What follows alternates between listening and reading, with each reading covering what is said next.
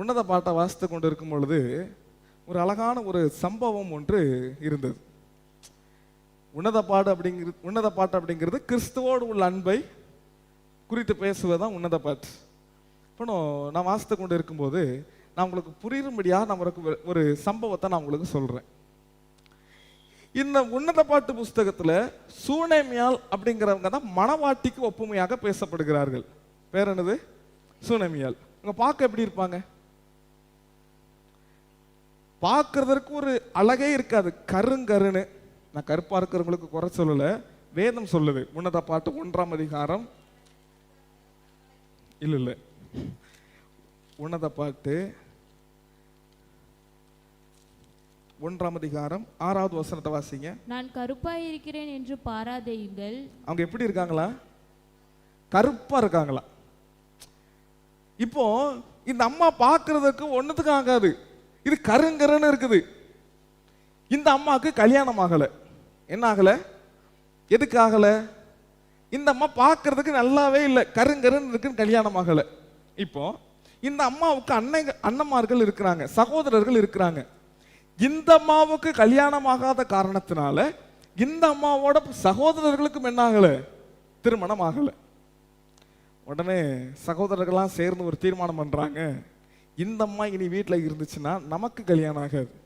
அதனால என்ன பண்ணுவோம்னா, இந்த அம்மாவை திராட்சை தோட்டத்தில் வேலைக்கு விட்டுருவோன்னு சொல்லி திராட்சை தோட்டத்துக்கு அனுப்பி விட்டுட்டாங்க. ஏற்கனவே இந்த அம்மா என்ன கலர்? இந்த அம்மாவை திருப்பி திராட்சை தோட்டத்துக்கு அனுப்பி விட்டா அங்க அடிக்கிற வெயிலுக்கு இந்த அம்மா இன்னும் தான் வெள்ளையாகுமே தவிர இது திருந்தாது. இந்த அம்மாவும் எதுக்கு தான் திராட்சை தோட்டத்துக்கு அனுப்புறாங்களேன்னு தெரியாம சூனேமியால் என்ன பண்றாங்கன்னா திராட்சை தோட்டத்துக்கு போறாங்க. அங்க போய் வேலை செய்து கொண்டு இருக்கும் பொழுது இந்த அம்மாவை ஒருவர் பார்க்கிறார். அவருக்கு இந்த அம்மாவை ரொம்ப பிடிச்சு போச்சு. அவர் தான் யாருன்னா ராஜா. ராஜாவுக்கு இந்த அம்மாவை என்ன செய்துட்டு, இந்த அம்மாக்கு ஒரே ஆச்சரியம், இந்த குடும்பத்துக்கு ஒரே ஆச்சரியம், இந்த பிள்ளையை ராஜாக்கு பிடிச்சிருக்கு. இது எல்லாராலும் புறக்கணிக்கப்பட்ட, ஒண்ணுக்கும் பார்க்கறதுக்கு பிரயோஜனம் இல்லாத ஆளு. ராஜா பார்த்த உடனே தலையில இருந்து கால் வரைக்கும் அப்படியே வர்ணிக்கிறார். என் பிரியமே நீ ரூபவதி, என் பிரியமே, என் கண்ணே, என் மணியே, தலையில இருந்து கால் வரைக்கும் வர்ணித்து தள்ளுகிறார். இப்ப இந்த அம்மா ராஜாவுக்கு மனைவி ஆயிட்டாங்க. இப்போ எல்லாரால புறக்கணிக்கப்பட்ட இந்த அம்மா யாரு? இப்போ இந்த அம்மா ஒரு மகாராணி, ஒரு ராஜ்யத்தின் மகாராணி. எல்லாரால புறக்கணிக்கப்பட்ட ஒரு ஆளு, எல்லாரால தள்ளி வைக்கப்பட்ட ஆளு. இன்னைக்கு இந்த அம்மா யாரா மாறிட்டாங்கன்னா ராஜ்யத்துக்கு மகாராணியா மாறிட்டாங்க. சரியா? ஒரு நாள் இந்த அம்மா ஒரு ரூமுக்குள்ள இருக்கிறாங்க. இந்த ராஜா என்ன பண்ணுகிறார்? போய் கதவை தட்டுறார். இந்த அம்மா எப்படி இருந்தாங்க ஆரம்ப நாட்கள்ல? ஒருத்தரும் பார்க்க முடியாது. ஒருத்தனை இவனையும் இந்த அம்மாவையும் ஒருத்தரும் பார்க்க மாட்டான், இந்த அம்மாவையும் யாரையும் பார்க்காது. இப்படிப்பட்ட அம்மாக்கு இன்னைக்கு ஒரு நல்ல வாழ்க்கை வந்துட்டு, ஒரு பெரிய ஒரு பதவி வந்துட்டு. இந்த அம்மா ஒரு நாள் ரூமுக்குள்ள இருக்கிறாங்க. ராஜா என்ன பண்றாரு அப்படின்னா, இந்த அம்மா இருக்கிற ரூமோட கதவை தட்டுறார். எப்படி தட்டுகிறார்? வாசிங்க. 5ஆம் அதிகாரம், உன்னத பாட்டு 5ஆம் அதிகாரம் 2வது வசனம். நான் நித்திரை பண்ணினேன், என் இதயமோ விழித்திருந்தது. கதவை தட்டுகிற என் நேசரின் சத்தத்தை கேட்டேன். என் சகோதரியே, கதவை தட்டுகிற என் நேசரின் சத்தத்தை கேட்டு, என் சகோதரியே, என் சகோதரியே, என் பிரியமே, என் பிரியமே, என் புறாவே. கதவை எப்படி தட்டுறாரு? என் சகோதரியே, என் பிரியமே, என் புறாவே, என் உத்தமியே, கதவை தர. இப்ப நம்ம ஆட்கள் எப்படி தட்டுவாங்க? கதவை தர. எத்தனை நேரம் போட்டு தட்டணும்? எரும மாடு, அதுக்கு ஒரு 4 பட்டம். உள்ள என்னதான் பண்ணிட்டு இருக்கா நீ? எரும மாடு. இவர் எப்படி தட்டுறாரு பாருங்க. யாரு? எல்லாராலும் புறக்கணிக்கப்பட்ட ஒரு ஸ்திரீ, எல்லாராலும் இந்த அம்மா போய் மனுஷன் பாப்பானு எல்லாராலும் தள்ளி வைக்கப்பட்ட ஸ்திரீ. இந்த அம்மா ரூமுக்குள்ள இருக்கும்போது மாப்பிள்ளை எப்படி தட்டுறாரு? பிரியமே கதவை தர, உத்தமியே கதவை தர, வைடூரியமே கதவை தர, தங்கமே கதவை தர.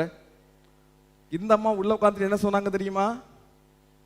திறக்க முடியாது. 3வது வசனத்தை வாசிங்க. 3, 4, 5. என் வஸ்திரத்தை கழற்றி என் போட்டேன். வஸ்திரத்தை கழற்றி போட்டேன். நான் எப்படி அதை திரும்பவும் உடுப்பேன். என் பாதங்களை கழுவினேன். என் பாதங்களை கழுவினேன். நான் எப்படி அவைகளை திரும்பவும் அழுக்காக்குவேன் என்றேன். என் நேசர் தமது கையை கதவு துவாரத்தின் வழியாய் நீட்டினார். அப்பொழுது என் உள்ளம் அவர் நிமித்தம் பொங்கினது. என் நேசருக்கு கதவை திறக்க நான் எழுந்தேன். பூட்டின கைப்பிடிகளின் மேல் என் கைகளின் வெள்ளை போலமும் என் விரல்களில் வாசனை உள்ள வெள்ளை போலவும் வடிந்தது. இந்த அம்மா உள்ள என்ன பண்ணிட்டு இருக்காங்க அப்படின்னா, உச்சந்தலையிலிருந்து உள்ளங்கால் வரைக்கும் ஃபுல்லா செண்டு, என்னது பெர்ஃப்யூம், நல்ல வாசனை உள்ள திரவியத்தை ஃபுல்லா உடம்புல தேய்ச்சிட்டு கப கப கப கப கப கப கப உள்ள உட்கார்ந்து இருக்காங்க. இப்போ புருஷன் வெளியே இருந்துட்டு கதவை தட்டுனா இந்த அம்மாவால திறக்க முடியல. எதுக்கு? காலை கீழே வச்சா காலை அழுக்காயிருமா. அந்த கையால போய் அந்த கதவை திறக்கிறதுக்கு தாழ்பால தொட்டா கை அழுக்காயிருமா. இந்த அம்மா எப்படிப்பட்ட ஆளு தெரியுமா? ஒரு நாள்ல கருங்கருன்னு இருக்குன்னு எல்லாராலையும் புறக்கணிக்கப்பட்ட ஆளு, எல்லாரும் விரட்டி அடிச்ச ஆளு. இனி வீட்டுல இருந்த சரி வராதுன்னு திராட்சை தோட்டத்துக்கு அனுப்பியாச்சு. இந்த அம்மாவுக்கு ஒரு வாழ்க்கை கிடைச்சிட்டு, இந்த அம்மாவுக்கு மகாராணின்னு ஒரு வாழ்க்கை கிடைச்சிட்டு, அந்த புருஷனும் சரியான ஒரு புருஷன். அவர் உட்கார்ந்துட்டு தேய்க்கிற கரவை போத்துக்கிட்டு, உத்தமியே கதவை தர, கண்ணே கதவை தர. இந்த அம்மா உள்ள உட்கார்ந்துட்டு, ஐயோ நான் காலை கீழே வச்ச கால் அழுக்காயிருமே இயேசுவே, நான் காலை கீழே வச்ச கால் அழுக்காயிருமே, கதவை போய் தொட்டு நான் திறந்தேன் நான் கை அழுக்காயிருமே. இந்த சூனேமியால் தான் யாருன்னா மணவாட்டி. வெளியே இருந்து கதவை தட்டுறாரு பாருங்க, அவர் தான் இயேசு கிறிஸ்து. அவருக்கு என்ன பண்ணாருன்னா, ஒரு நாள்ல பாவத்துல குப்பையோட குப்பையா கிடந்தோம், பாவத்துல அழுக்கு நிறைஞ்சு கிடந்தோம். நம்மளை பிடித்து வைத்து இரத்தத்தால கழுவி நம்மை வாசனை உள்ளவர்களாக மாற்றி, நம்மை ரொம்ப ஒரு செழிப்புள்ளவர்களாக மாற்றி, இருதயத்துக்கு சமாதானம் தந்து நம்மை ஆசீர்வதித்து நல்ல வாழ்க்கையை கொடுத்துட்டு, இப்ப ஆண்டவர் என்ன பண்ணுகிறாராம் அப்படின்னா, கதவை தரமா, கொஞ்சம் ஜபிமா, கொஞ்சம் வேத வாசிமா. இப்ப நம்ம ஆண்டவரே வேதத்தை திறந்தாலே தூக்கம் வருது ஆண்டவரே, ஜபிக்கிறோம் நினைச்சாலே முதுகு வலிக்க ஆண்டவரே. வாசிங்க வெளிப்படுத்தின விசேஷம் 3ஆம் அதிகாரம் 20வது வசனத்தை வாசிங்க. வெளிப்படுத்தல் 3:20. இதோ வாசற்படியிலே நின்று நான் யார் தெரியுமா?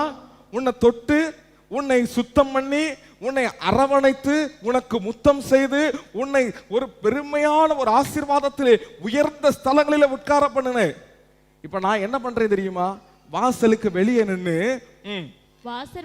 வாசற்படியிலே நின்று தட்டுகிறேன். ஒருவன் என் சத்தத்தை கேட்டு திறந்தால், கதவை திறந்தால் அவனிடத்தில் நான் பிரவேசித்து அவனோடே போஜனம் பண்ணுவேன், அவனும் என்னோட போஜனம் பண்ணுவான். இது எவ்வளவு வேதனைக்கான காரியம் தெரியுமா? ஒரு நாள்ல குப்பைக்குள்ள கடந்தோம், ஒரு நாளில பாவத்தோடு மரித்து போய் இருந்தோம், ஒரு நாளில யாரும் பார்க்கத்தக்க ரூபம் நமக்கு இல்லை. ஆனால் கர்த்தர் நம்மை நேசித்து அழைத்து நல்லா குளிப்பாட்டி பவுடர் போட்டு நல்லா செண்டடிச்சு, கொஞ்சம் இருமா நான் இப்ப வாரேன்னு சொல்லிட்டு வந்து பார்த்தா தாழ்பால் பூட்டி இருக்கு. இப்ப ஆண்டவரிடம், கண்ணே கதவை தரமா, தங்கமே கதவை தரமா. இப்ப நம்ம, ஆண்டவரே நான் நாளைக்கு வாசிக்கிறேன் ஆண்டவரே, இன்னைக்கு சர்ச்சுக்கு வரலாம் ஆண்டவரே, அடுத்த வாரம் பார்த்துக்கிடலாம் ஆண்டவரே. ஆனா ஆண்டவர் என்ன செய்ய மாட்டாராம் அப்படின்னா, திறக்காத கதவை அடிச்சு உடைச்சிட்டு உள்ள வரமாட்டார். நீங்க திறந்தா உள்ள வந்து உங்களை ஆசீர்வதிப்பார். அல்லேலூயா. நீங்க திறந்தா உள்ள வந்து என்ன செய்வார்? உங்களை ஆசீர்வதிப்பார்.